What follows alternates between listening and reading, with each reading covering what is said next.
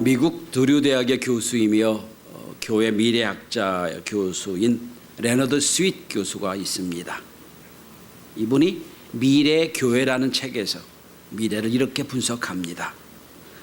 고도로 발달한 현대 문화는 모든 것을 손을 대지 않고 작동하게 하는 무접촉의 문화다. 그런데 접촉이 점점 없어지는 접촉이 궁핍한 문화가 발달할수록 예상할 수 있는 것은 접촉성 범죄는 상당히 증가하게 될 것이다.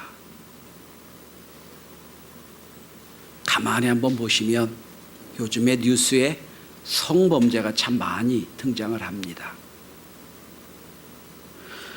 사람들은 접촉을 원하는데 접촉을 하지 못하게 만드는 문화가 됐어요. 그래서 접촉을 원하는 그 접촉에 관한 욕망은 점점 많아지고 있는 그런 시대를 살고 있습니다. 기독교는 접촉의 종교입니다. 성경에서도 하나님이 인간을 맨 처음 접촉하셨어요. 사람을 지으시고 맨 먼저 하신 일이 뭐냐면 아담의 코에 생기를 불어넣어 주신 일, 입으로 접촉하신 거예요. 이게 사람이 탄생이 됩니다. 그리고 뒤에 신약에는 성령으로 제자들에게 부어주시며 이렇게 말씀하십니다. 숨을 내쉬며 가라사대 성령을 받으라. 이것도 역시 입으로 접촉하신 거예요. 그러니까 신약과 구약 전체는 하나님의 접촉으로 시작했다 볼 수 있는 겁니다. 또 예수님이 병자를 고칠 때 보면 말씀으로 고칠 때도 많지만 대개는 손으로 접촉하여 고치는 게 많았습니다. 소경이 왔을 때 소경의 눈을 만지시며 말씀하셨어요. 병이 고쳐져라. 접촉했단 말이에요. 예수님도 입으로 손으로 접촉하셨습니다. 그래서 병이 치유되고 회복된 겁니다. 그래서 성경에는 우리에게 접촉을 명령하십니다. 무엇으로 접촉합니까? 우리도 손으로 입으로 접촉합니다. 입으로 뭡니까? 교제하고 권면하고 위로하는 접촉이에요. 손으로 어떻게 합니까? 안아주고 그리고 만져주는 접촉이에요. 우리가 기도할 때도 이렇게 기도합니다. 주여 나를 만져주십시오. 영으로 만져달라는 접촉을 원하는 거예요. 예수님 시대도 사람들이 예수의 접촉을 바라고 만져주심을 바라고 많이 왔습니다. 마가복음 8장에 보면 소경을 베세다 사람들이 데리고 이렇게 말씀합니다. 예수께 나와 손으로 만져주시길 구했다고 그랬어요. 그리고 당시 엄마들도 아이들을 다 데리고 와서 예수님 앞에 안수해주길 원했다는 거예요. 접촉을 원했다는 거예요. 그리고 혈류병 걸린 여인은 어떻게 합니까? 예수의 뒤로 와서 예수의 옷자락을 만졌죠. 접촉이. 다 접촉에서 역사가 나타나는 겁니다. 하나님이 인간을 지으실 때 접촉하게 만드셨어요. 우리가 인간을 연구하며 접촉하며 살 수밖에 없다는 걸 우리는 갓난아이를 통해 알 수 있습니다. 조금 의학 용어 좀 전문 용어입니다만 여기 의사가 계신데 죄송합니다만 마리스무스라는 용어가 있습니다. 이 말의 용어는 이런 겁니다. 아이가 태어나서 2살 되기 전까지 충분히 만져주고 접촉하지 않으면 그 아이는 신경학적 손상을 가져오거나 자폐 걸린 확률이 많다는 거예요. 충분히 안아주고 만져주고 쓰다듬어 주어서 그의 신경이 자라나게 한다는 거예요. 또 한 가지 형서적으로는 안정을 취한다는 거예요. 그래서 이 마라스무스란 용어가 뭐냐면 충분한 접촉을 하지 않은 아이들이 신경이 쇠약해지는 병을 전문 용어로 이렇게 말한다고 합니다. 최근에 발표에 의하면 아기가 엄마와 접촉이 많아질수록 아이의 지능이 많이 발전한다고 그럽니다. 아마 그래서 한국 사람 머리가 좋은가 봐요. 그럼 가만히 보세요. 아이들 태어나면서부터 안아주죠, 뽀뽀해주죠, 만져주죠, 등에 업고 다니죠, 포대기 업고 다니죠, 안고 다니죠. 서양은 어떻게 합니까? 애 태어나면 딱 끝나는 거예요.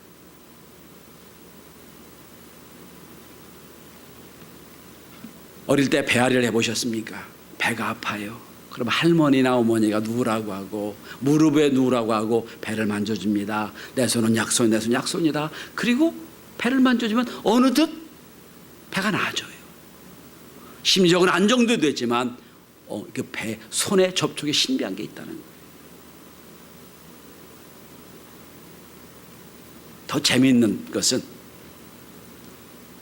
범죄 심리학에 의하면 성범죄자들은 대부분 어릴 때 고립되어 자랐거나 접촉이 없는 문화에서 산 사람들이 많이 경향이 있다 얘기합니다. 사람의 손에는 1,500개에서 2,000개의 감각기관이 존재한다고 그럽니다. 그래서 사실은 손이 별 감각기관이 없는 것처럼 보이지만 가장 많은 감각기관을 갖고 있는 게 손이라고 그럽니다. 그래서 손은 참 중요합니다. 오늘도 성경은 손에 대한 이야기를 말씀하고 있습니다. 안식일에 손 마른 자를 고친 이야기가 나와요. 자, 예수님이 지금 안식일마다 병자를 고칩니다. 그날도 안식일이었어요. 회당에 들어가십니다. 들어가는데 사람들이 이날도 예수가 병을 고칠 거냐, 과연 안식일을 어기며 고칠 거냐, 사람들이 주시하고 있습니다. 율법을 어긴 게 돼버리니까 주시하고 있어요. 그러할 때에 예수님은 그 회당에 들어가서 병자를 고친 사건이 오늘 본문에 나오는 이야기예요.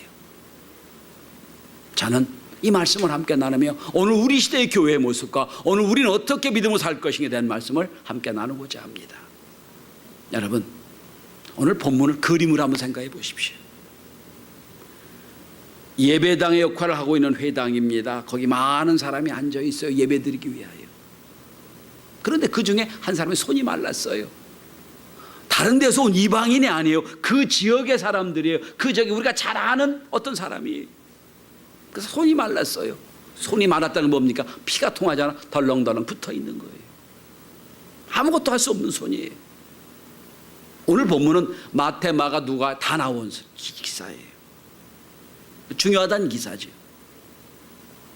예수님이 오셨어요. 그러면 만유의 의사 예수님 오셨으면 사람들이 이렇게 해야 됩니다. 예수님 고쳐주세요. 이 사람 손이 말라 아무것도 못합니다. 해야 될 거 아니에요. 그래 관심을 가져주고 접촉해야 될 거 아니에요. 그런데 사람들은요 그런 생각이 없어요. 과연 예수가 고칠 거냐 말 거냐, 안식을 지킬 거냐 말 거냐, 이것만 생각하고 있는 거예요. 그런 데서 벌어진 이야기입니다.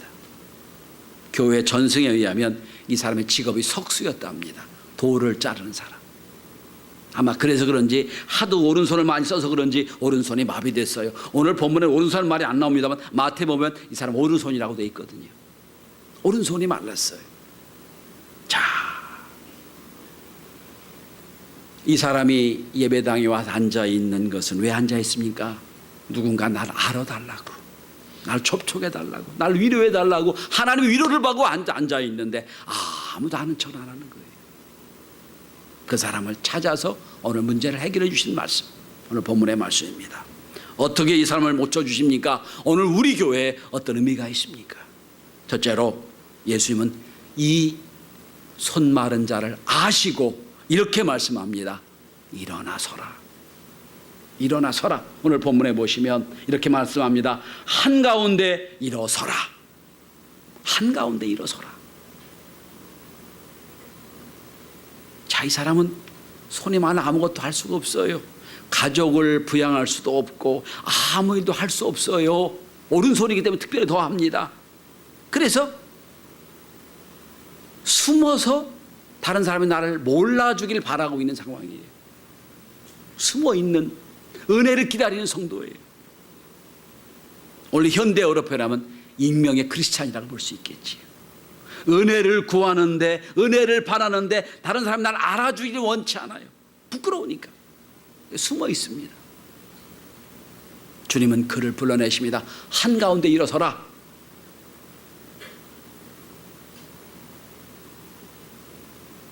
레너드 스윗 교수는 그 미래의 교회라는 책에서 21세기 교회가 에픽 처치가 된다고 얘기합니다. 경험적인 교회, 참여적인 교회, 이미지 지향적 교회, 관계 중심의 교회. 그래서 에픽입니다. 영어 알파벳을 따서. 자, 예수님은 그 자리에 모여서 예배하는 것도 중요하지만 그 모인 회중 중에 한 사람이 손이 마른 걸 보시고 그 손을 해결해 주길 원했다는 거예요. 사람들이 다 보도록 드러냅니다. 한가운데 일어서라. 저 구석에 숨어있던 사람이 한가운데로 나옵니다. 그리고 일어납니다. 숨어있지 말고 내 존재를 드러내라는 말씀이에요. 내 존재를 드러내라. 여러분, 사도행전에 보면 초대교회는 한 것이 몇 가지가 있어요. 함께 모이고 예배하고 친교하고 떡을 떼고 기도하는 일을 했어요. 다 뭡니까? 다 서로 교제하는 일을 했던 거예요. 같은 공간에 머물러 있지만 아무도 알아주지 않는 저 구석에 부끄럽게 앉아있는 사람을 끌어냅니다. 한복판에 서서 일어나라 말씀하십니다. 여러분, 유진 피터스는 얘기합니다. 복음이란 모든 것과 모든 사람을 거룩한 하나님의 참여 속으로 인도하는 것이다. 소외된 사람이 있으면 안 돼. 우리 교회 공동체 속에서 소외된 사람이 있으면 안 돼. 다 불러서 한가운데 일어서라 말씀하세요. 이젠 내가 하나님이 어떻게 널 치료해 주시는지 보여주라는 말씀이에요.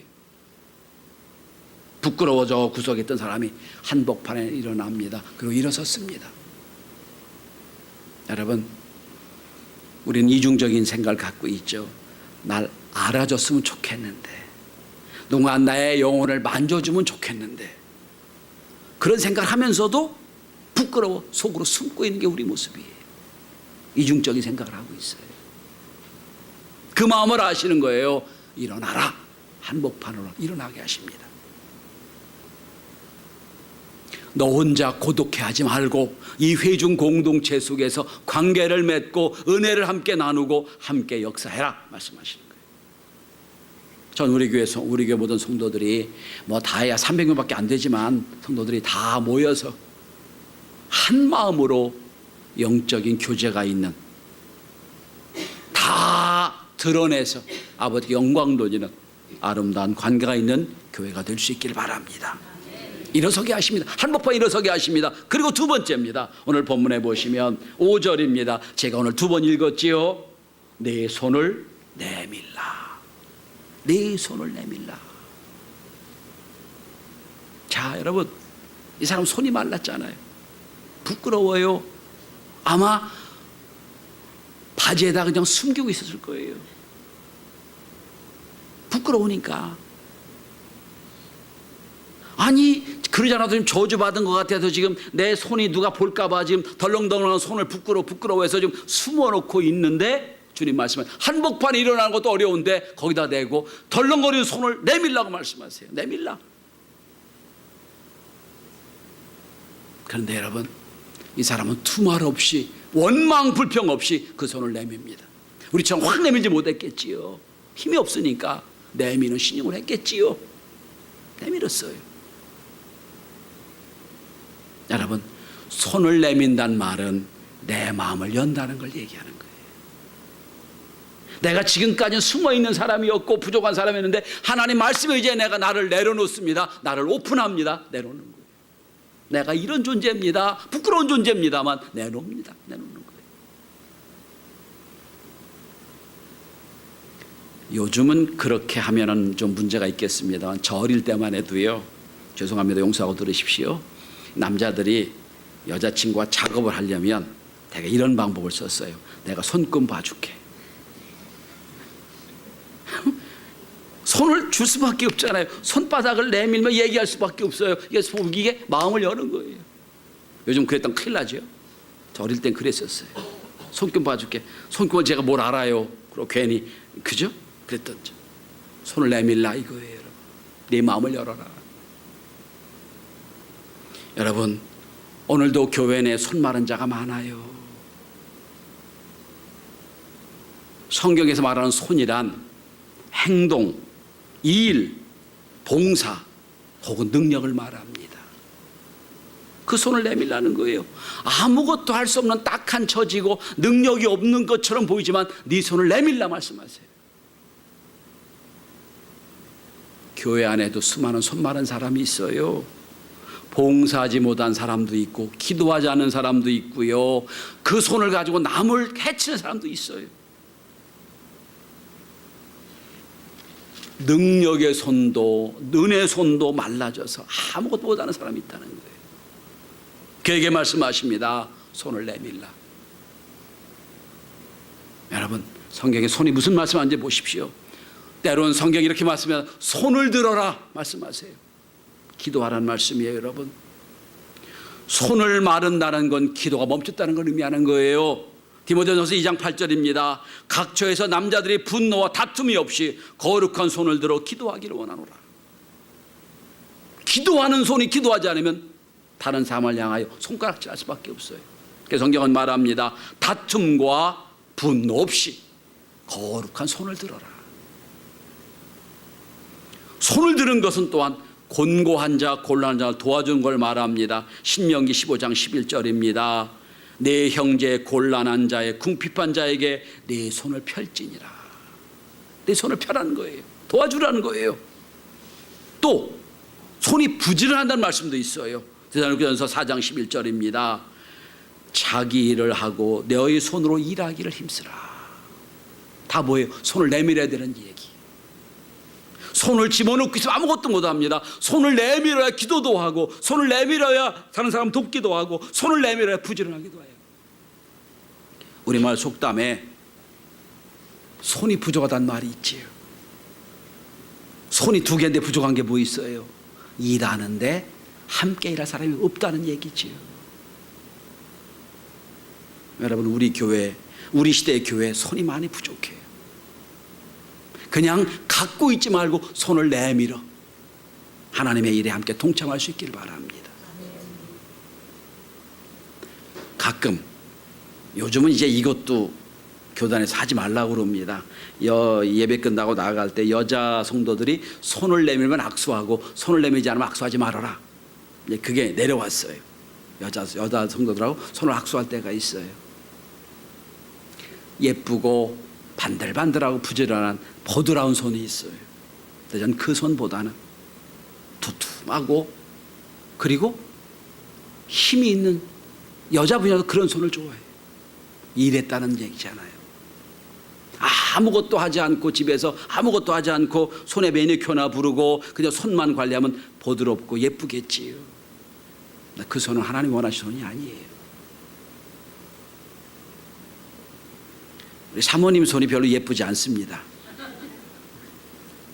30년을 개척교회 하면서 많이 고생해가지고요, 손이 예쁘질 않아요. 늘 거기다 꽂꽂이도 하잖아요. 손이 예쁘질 않아요. 근데 저는 세상에 제일 예쁜 손이 사모님 손 같아요. 왜 그렇죠? 일하는 손이니까. 여러분, 주님 오늘에게 말씀하십니다. 내 손을 내밀라. 인간이 볼 때는 손이 말라요. 아무것도 할 수 없는 손이지만 주님이 말씀하십니다. 내가 너의 손을 고쳐주겠다 말씀하시는 거예요. 그러니까 내밀라고 말씀하시는 거예요. 여러분, 아무리 예쁜 손도 아무 일도 하지 않은 손은 예쁜 손이 아니에요. 그러나 하나님 보기엔 부족한 손이고 참 예뻐 보이지 않는 손이지만 주님 앞에 내어놓을 때에 그 손은 아름다운 손이 되는 거예요. 출애굽기 4장에 보면 모세에게 하나님이 사명을 주십니다. 주저주저 하고 있는 모세에게 지팡이를 던져라. 지팡이를 던졌더니 뱀이 돼요. 뱀의 꼬리를 잡아라. 했더니 성경 이렇게 됩니다. 4장 4절입니다. 내 손을 내밀어 꼬리를 잡으라. 그가 손을 내밀어 그것을 잡으니 손에 지팡이가 된지라 그랬어요. 손을 내밀라는 말씀이 나와요. 손을 내밀어 잡으라. 무슨 얘기냐면 뱀이 지나가는데 손을 내밀래요. 위험하죠? 어렵죠? 근데 손을 내밀어 잡을 때 지팡이가 되는 거예요. 내밀 수 없는 손을 내밀라는 거예요. 힘든 손을 내밀라는 거예요. 위험한 손을 내밀 때 주의 역사가 나타난다는 거예요. 오늘도 여러분 이 사람에게 말씀합니다. 손 마른 자의 손을 내밀라고 하세요. 어려운 거예요. 내밀 때 역사가 나타나는 거예요. 요한복음 20장에 보면 부활하신 예수님을 도마가 의심해요. 오셔서 말씀하신 도마에게, 도마야, 네 손을 내밀어 내 옆구리를 만져보고 믿음 없는 자가 되지 말라. 손을 내밀라고 하세요. 여러분, 귀로 듣는 말씀은 한계가 있어요. 내가 손으로 체험해야 하나님의 역사가 있는 줄 알게 됩니다. 손을 들어 기도에 기도 응답이 있을 때 하나님 살아계심을 알고요, 하나님의 일에 내가 손으로 동참할 때 하나님의 역사하는 걸 알게 되는 거예요. 관념적인 신앙은 신학교에 많아요. 교회는 관념적인 곳이 아닙니다. 몸으로 부딪히고 손으로 일하면서 하나님의 함께 하심을 체험하는 게 교회예요. 사도행전 4장 30절에 보면 사도들의 기도가 나옵니다. 이런 기도입니다. 손을 내밀어 병을 낫게 하옵시고 표적과 기사가 거룩한 종 예수의 이름으로 이루어지게 하옵소서. 손을 내밀어 병을 낫게 해주십시오.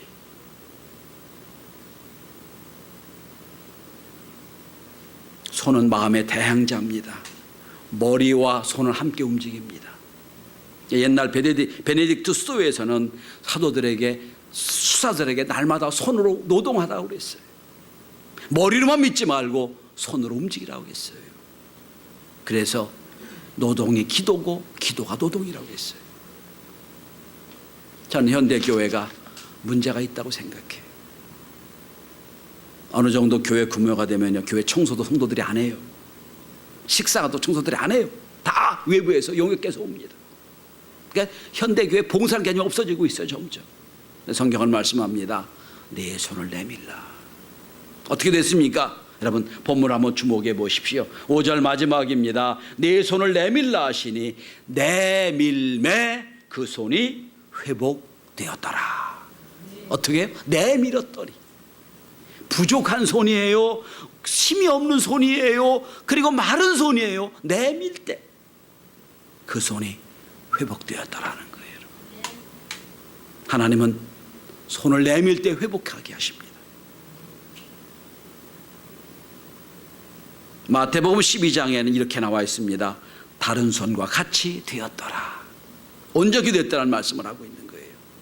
여러분, 나는 능력이 없다고, 난 부족하다고, 난 가진 것이 없다고, 내 손이 부끄럽다고 안 내놓으면 그냥 그대로 있어요.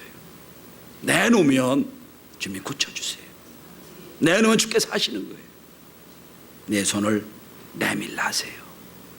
기도에 마른 손이 있어요. 봉사에 마른 손도 있고요, 그리고 헌신에 마른 손이 있어요. 이제 내밀셔야 돼요. 내 손을 내밀라. 하나님이 만져주세요. 그리고 두 번째, 오늘 이 사건을 통하여 안식일의 의미를 정확하게 가르쳐주기 위해서 여러분 본문의 4절을 주목해 보세요. 안식일에 선을 행하는 것과 악을 행하는 것, 생명을 구하는 것과 죽이는 것, 어느 것이 옳으냐 말씀하세요. 안식일에 뭐 하는 날이에요? 살리는 날이에요. 안식일에 뭐 하는 날이에요? 위로하는 날이에요. 교제하는 날이에요. 제가 어제 교사 세미나 하기 전에 잠깐 기도회를 가질 때 그랬어요. 선생님들에게, 선생님들 잘하고 못하고 전에 전 여러분 위로해 주고 싶습니다. 수고하셨습니다. 잘하셨습니다. 말씀을 드렸어요. 여러분, 교회 한 주간 동안, 지난 한 주간 살면서 참 힘들고 어려운 사람들이 교회에 왔어요. 그럼 여러분 위로해 줘야 돼요. 안아주고 격려해 주고. 여러분, 아무리 예쁜 손도 두면 안 돼요. 내밀어 함께 위로하고 격려하고 악수하고 잘했다 칭찬해 주고. 주일은 손을 내밀어 서로 교제하는 날입니다. 주일은 손을 내밀어 서로 마음을 만져주는 날이고, 주일은 손을 내밀어 하나님의 함께 하심을 체험하는 날이에요. 전 주일에 우리의 손이 바쁜 손이 되길 바랍니다. 그래서 서로 위로가, 은혜가 있는 그런 거룩한 손이 될 수 있기를 바랍니다. 교회 전생에 하면 이 사람은 석수였습니다. 예, 여기서 고침받았습니다. 그리고 나서 다시 석수가 됐어요. 돌을 쪼이며 돌을 가지고 작품을 만드는데 이 사람 만드는 작품 중에 십자가가 제일 은혜가 있었답니다. 여러분, 마른 손을 펴서 우리의 영혼에 아름다운 십자가를 만드는 저와 여러분이 다 될 수 있기를 바랍니다. 기도합니다.